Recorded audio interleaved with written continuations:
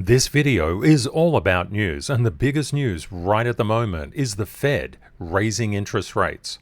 How did the markets react? Are we set for a hard landing, a soft landing, or no landing at all? And what is driving, underpinning economic activity? We're going to look at all of those things. Stay tuned. This is information you really need to know.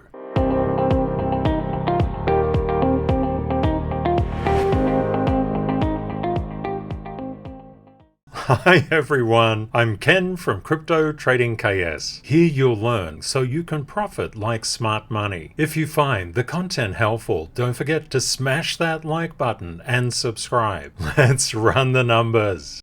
All eyes were on the Federal Reserve, and the Fed, as expected, did lift interest rates to a 22-year high. Future rate increases will be based on the data, and this is what the Fed has been saying for many months. There is absolutely no surprise that the Fed increased the federal funds rate. We've been tracking it for over a month since the last FOMC meeting, and the Fed staff economists are no longer forecasting a recession in 2023. This is definitely going to restore optimism into the main markets and therefore by default into crypto. Many people have been worried about a recession. Now what's most likely is a soft landing.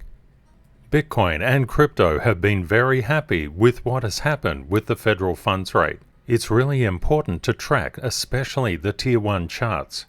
With inflation getting under control, the pressure is coming off central banks to increase yields. Therefore, as yields come down and the DXY, the US dollar currency index, comes down, that puts positive momentum into the stock market, into gold, and into Bitcoin. It's no doubt that the federal funds rate has increased at the greatest pace in history. That's a bit of a problem because it tends to break things.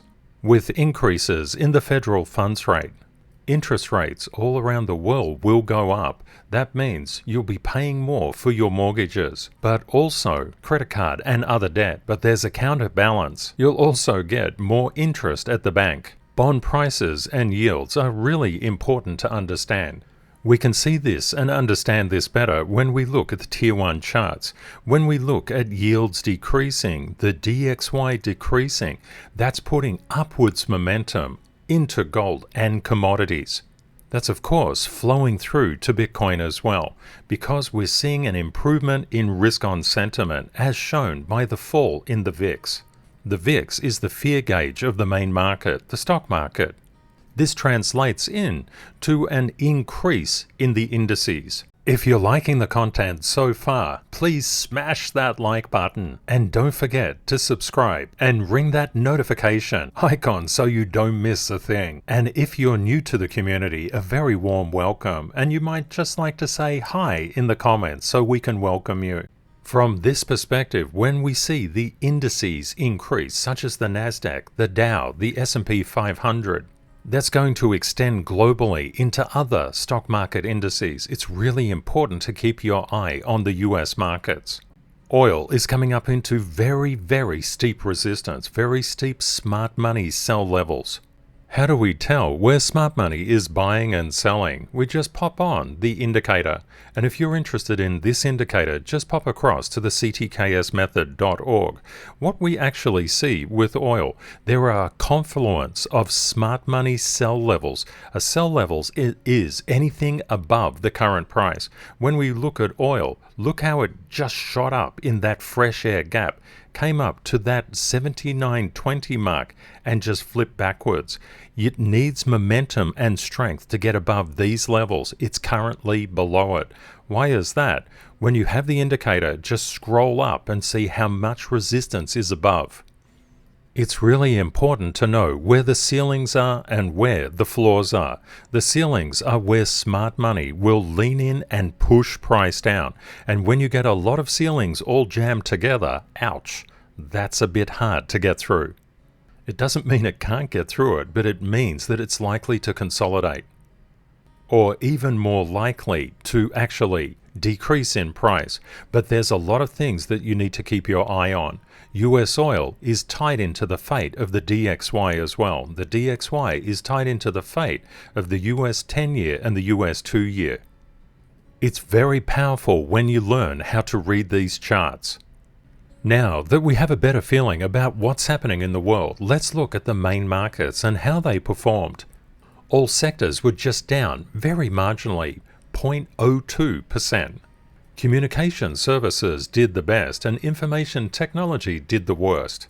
We saw that Microsoft got hammered, but Google did quite well.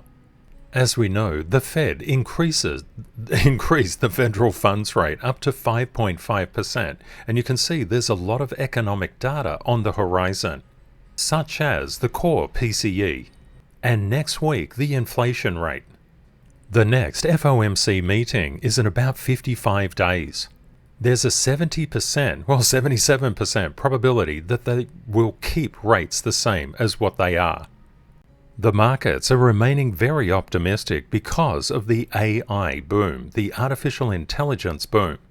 AI is literally transforming the globe, and it's creating a competitive war between countries and between large organizations as well as smaller ones. It's going to create a boom in economic activity. Of course, AI will bring a whole lot of problems with it as well, and it's just something to be aware of. It's not just AI, it's also crypto. Private banking firm with 14 billion in assets starts first crypto fund in Spain. Of course, it's not just AI and it's not just crypto. Autonomous vehicles are coming. And robotics is coming after that. The entire world is set to transform, and we can select which side of history we want to belong to. Do we adopt and adapt to it, or do we refuse and get run over by it? Heavyweight Meta beat earnings estimates. And to throw into the mix, we also have virtual reality coming, as well as the metaverse and the potential to live our lives out digitally. Talking about living our lives out digitally, Italian central bank backs DeFi tokenization project with Polygon. Unfortunately, while the US lawmakers fumble crypto, it's getting picked up in other countries. In Australia recently, the large banks started cutting off the on-ramps onto the crypto exchanges. In today's news, Westpac and Commonwealth Bank of Australia dip into money markets using the digital Aussie dollar. Shock horror. In May, what did we see? The world's biggest crypto exchange banned by Westpac, cut off by provider. This textbook is being played out all around the world. We're entering a brave new world where identities are tokenized. Sam Altman's WorldCoin wants to look at your biometric data through the orb, and here is the orb broken up. The orb wants to scan your iris, it wants to scan your eyeball and see if you're human. Since WorldCoin's launch, at least on Binance, it's down just around 58%. We're entering a brave new world where central bank digital currencies are going to become the norm, or CBDCs. What's a CBDC? It's where the government prints the money out of thin air, like what it does right now, but it just does it digitally, and it doesn't have to ramp the printers up. It just has to flick a switch. Just enter some numbers, bang, the money supply just increased. You might like to look at cbdctracker.org. It has some really good information on it. You can see inside the US, it's in the research phase, and inside Australia, it's also in the research phase. China is currently in pilot phase. Nigeria launched. India is also in pilot phase, as is Saudi Arabia, as well as France, and also Canada. It's a really good site, it's worthwhile looking at. There was a very interesting story overnight on the Singapore High Court ruling the crypto as personal property. Now, what does this actually mean? It means if somebody came into your house and stole something from you, for example, I don't know, your TV, that's your personal property. You have a legal right over the retrieval of that particular TV from that person. And that's exactly kind of what this law case was all about. The High Court of Singapore has said just because crypto is non-physical, just because it's intangible, doesn't mean anything. It has legal property rights. And those legal property rights can be defended in a court of law. One thing that you'll find, and this is really interesting, whenever a country says we're going to strengthen crypto regulation and it's all about illicit activities and safeguarding investors, it's really not about that at all. It's about the paving of the way for a central bank digital currency. Ken, what proof do you have of that? Oh yeah, that Financial Review article. Fair point. But surely the banks wouldn't cut off crypto. Oh yeah, they did as well. There's kind of like a playbook that plays out. Binance, the world's largest crypto exchange, suffers problems inside a particular country, and here we're seeing Binance withdraws crypto license application from Germany. Binance is outside the banking system, and the banks don't like that. Governments rely on the banks, especially for monetary policy.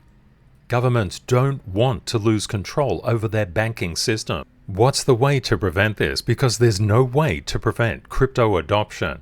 It's to pull out a CBDC, but also to get the world's major institutional investors involved with crypto and be the controlling mechanism inside the crypto market. And we can see that's happening more and more.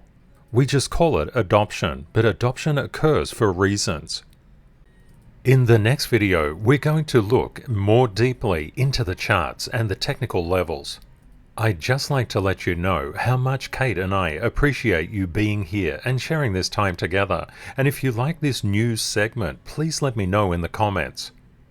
If you'd like us to cover off anything else, please let us know. We're here for you and here for the community. Have a great day or night ahead, my friends, and Kate and I look forward to catching up with you again in the next video. Bye for now.